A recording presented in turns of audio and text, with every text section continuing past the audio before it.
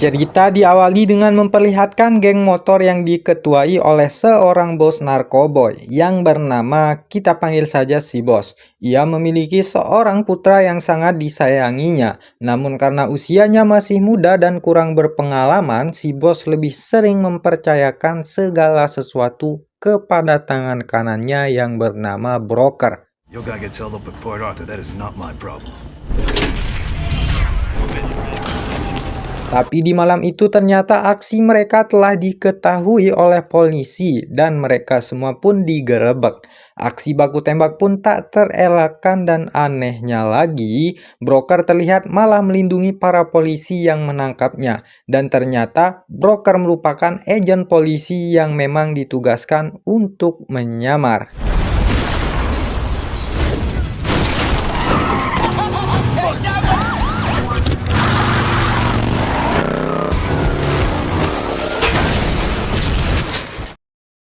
Setelah terlibat kejar-kejaran, si bos pun akhirnya berhasil ditangkap. Sementara untuk putra kesayangannya, ia harus modar akibat mencoba melawan. Yang alhasil, si bos pun menyalahkan broker atas kematian putranya.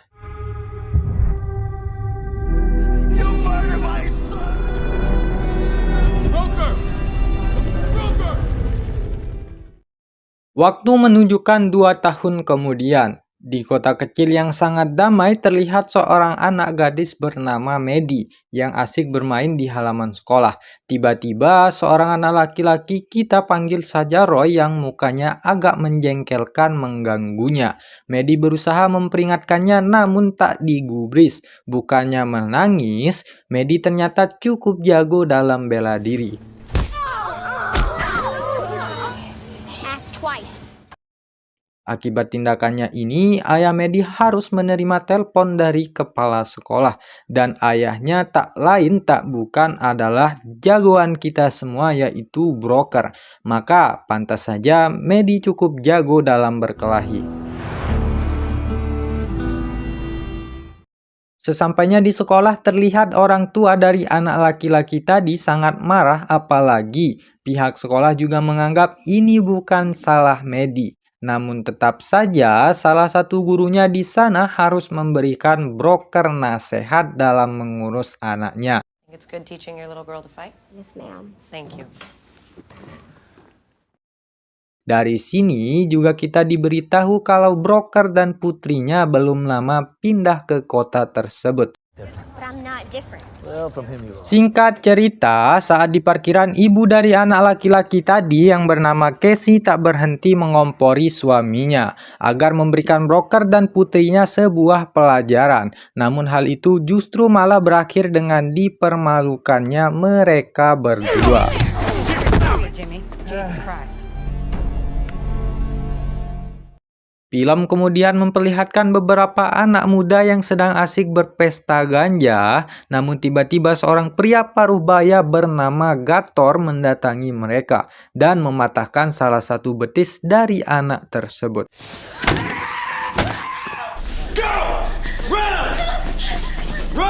Kemudian saat Gator balik ke rumahnya, di sana adik perempuannya telah menunggu dan tak lain adalah Casey.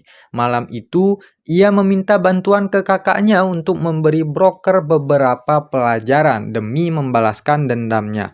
I'll handle that broker thing. Thank you. Kembali ke broker dan Maddie yang terlihat bahagia tinggal di tempat baru mereka. Setelah insiden dengan si bos gangster beberapa tahun silam, broker memang sengaja pindah ke tempat baru sebagai bagian dari program perlindungan saksi untuk menghindari kemungkinan adanya serangan balasan dari si bos gangster.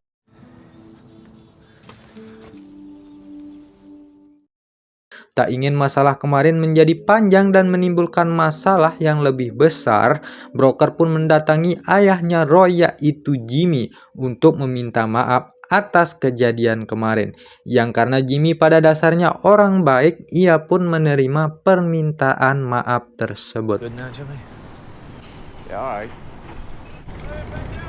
Saat pulang dari sana, broker pun mengisi bensin di SPBU terdekat. Yang siapa sangka ia didatangi oleh dua anak buahnya Gator yang diperintahkan untuk menghajar broker. Sesuai perintah mereka pun mengusiknya dan inilah yang terjadi.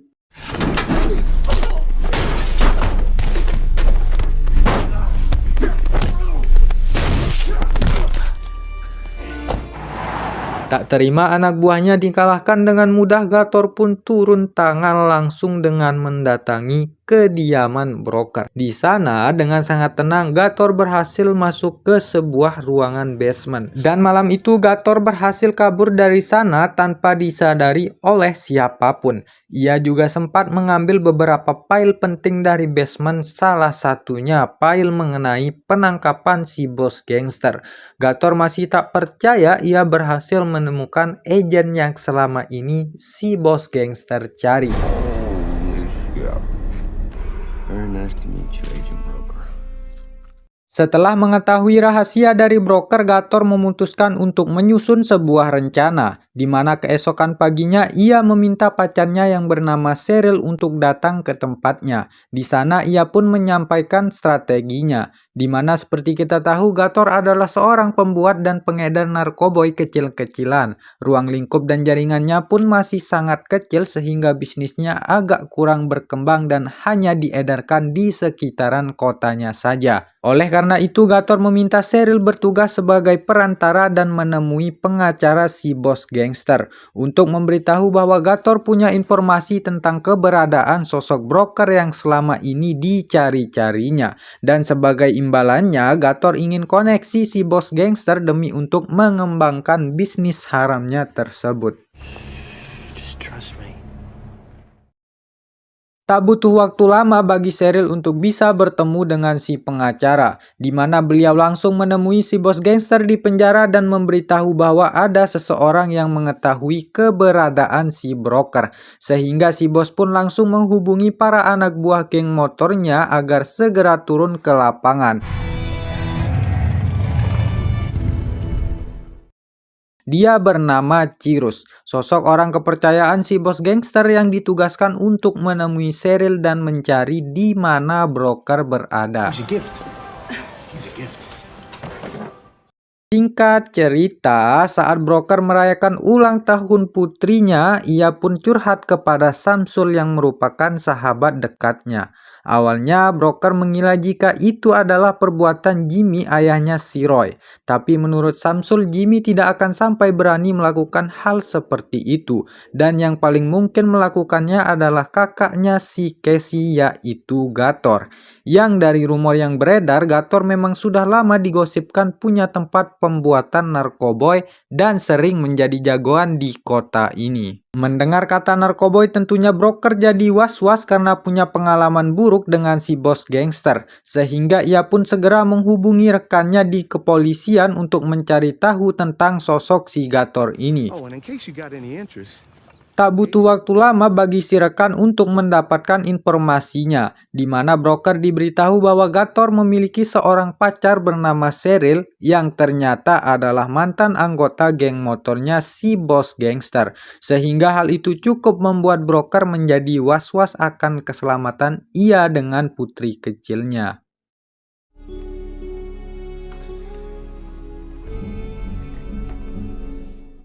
Maka dari itu broker pun langsung menemui Gator dan Cheryl di sebuah kafe tanpa menjelaskan secara detail masalahnya. Broker pun memperingatkan mereka berdua untuk jangan pernah memainkan sebuah permainan yang tidak mereka pahami, karena itu bisa berbalik mencelakai mereka. Nice meeting you. Sepulangnya dari kafe tersebut untuk memastikan Gator tidak macam-macam lagi, broker pun diam-diam mendatangi tempat pembuatan narkoboy. Di sana broker membuat beberapa jebakan untuk memusnahkan tempat tersebut sehingga nanti seakan-akan itu semua terjadi akibat sebuah kecelakaan.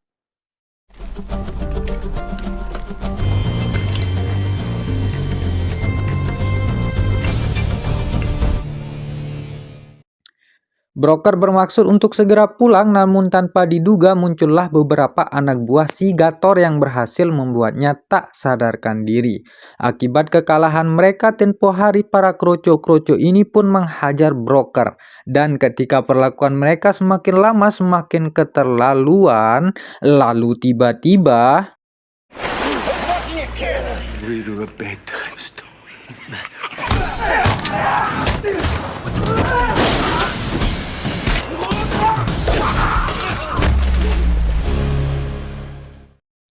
hanya butuh waktu 10 detik saja untuk Broker menjatuhkan mereka semua, di mana ia langsung pulang ke rumahnya untuk mengajak Maddie secepatnya pergi dari kota ini.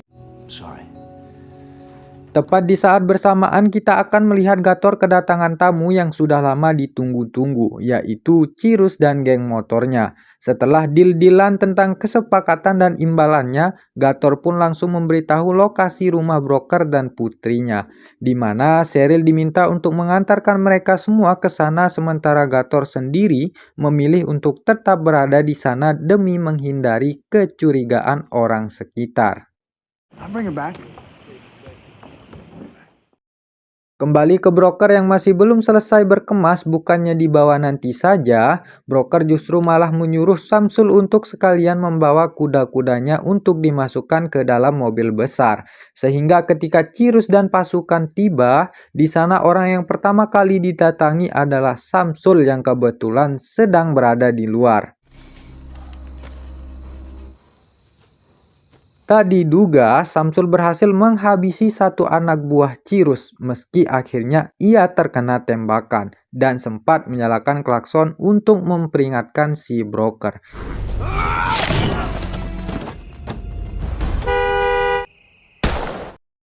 Alhasil alih-alih akan pindah malam ini, Broker terpaksa harus mengamankan Maddie dan menghadapi anak buah Cirrus sampai tuntas.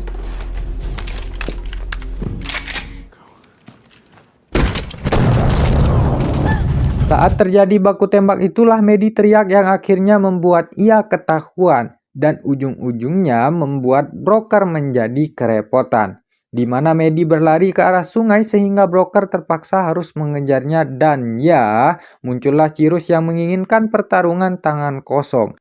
Yang demi untuk melindungi Maddie, Broker terpaksa melanggar janjinya untuk tidak membunuh lagi demi untuk keselamatan putri tercintanya.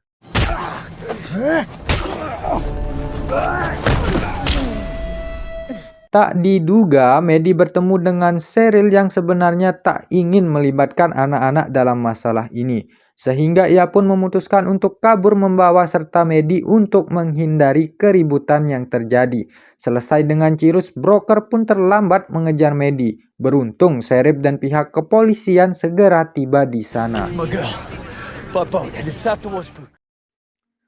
Menggunakan HP yang selalu dibawanya, Maddie berhasil menghubungi ayahnya dan memintanya untuk segera datang menyelamatkannya.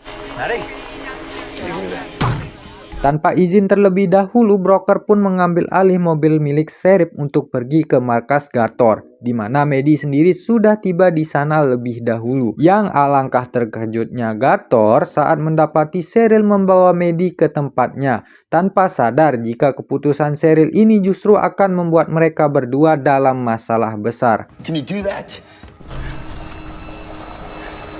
Tak lama muncullah Casey yang datang setelah mendengar suara tembakan dan siren mobil polisi. Casey hanya ingin memastikan kakaknya tidak terlibat dalam masalah ini. Namun setelah melihat Maddie ada di sana, Casey pun langsung sadar jika Gator kakaknya ada hubungannya dengan apa yang sedang terjadi.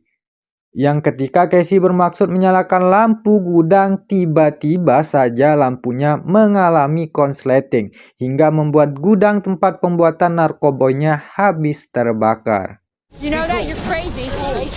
Saat Casey sedang melindungi Maddie itulah Gator terus mencoba merebutnya hingga ia tak sengaja melepaskan satu tembakan yang membuat Casey adiknya sendiri terluka di bagian perut.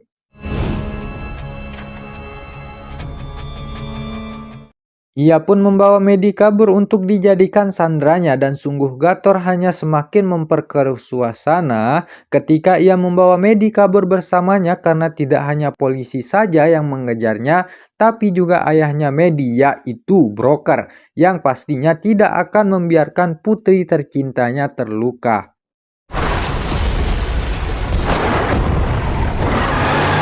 Pada saat Gator membawa Maddie, Broker baru saja tiba di lokasi, ia pun langsung berhasil mengejar kendaraannya dari belakang. Dan adegan kejar-kejaran pun terjadi.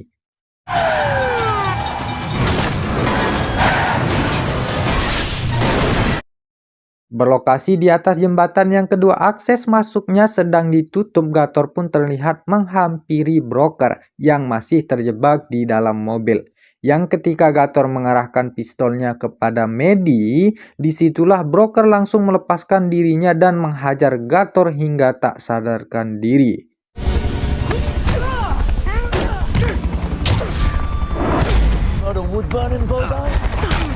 Setelah semua selesai, Gator dan Cheryl pun ditangkap dan harus mempertanggungjawabkan perbuatan mereka berdua. Dan dengan begitu film pun tamat. Terima kasih buat yang sudah menonton.